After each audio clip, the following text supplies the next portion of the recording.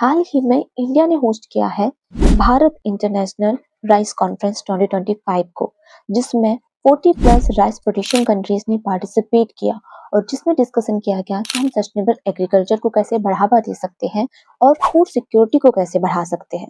हमारे लिए ये कॉन्फ्रेंस क्यों इम्पोर्टेंट है, उसका मेन रीजन है कि आज इंडिया लार्जेस्ट राइस एक्सपोर्टर बन चुका है। आज इंडिया 40% ऑफ ग्लोबल ट्रेड को होल्ड करता है। इस कॉन्फ्रेंस में बात की गई है फूड सिक्योरिटी और सस्टेनेबल एग्रीकल्चर की, लेकिन हमारे सामने बहुत सारे चैलेंजेस हैं। वो चैलेंजेस क्या है? Climate change, rising input cost and water scarcity. ये मेन चैलेंजेस हैं जिससे हमारी राइस वैरायटी को नुकसान हो सकता है।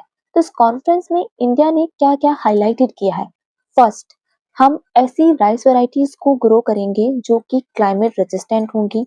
फार्म मैनेजमेंट के लिए हम डिजिटल टूल्स का इस्तेमाल करेंगे और प्रिसीशन इरिगेशन का इस्तेमाल किया जाएगा राइस की प्रोडक्टिविटी को बढ़ाने के लिए। और इसके साथ ही गवर्नमेंट ऑफ इंडिया ने 2 अनाउंसमेंट की हैं।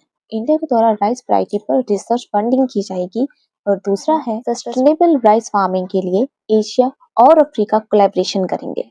इस कॉन्फ्रेंस का ऑब्जेक्टिव एकदम सिंपल था, प्रोडक्शन बढ़ाओ लेकिन एनवायरनमेंट को बचा के। इसके साथ ही ये कॉन्फ्रेंस हमारे 2 एसडीजी गोल के साथ कनेक्ट करती है।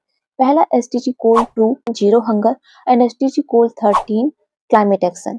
ये दोनों ही एसडीजी गोल्स पर काम करती है। हमारे एग्जाम के लिए कौन कौन से पॉइंट जरूरी हैं वो समझते हैं।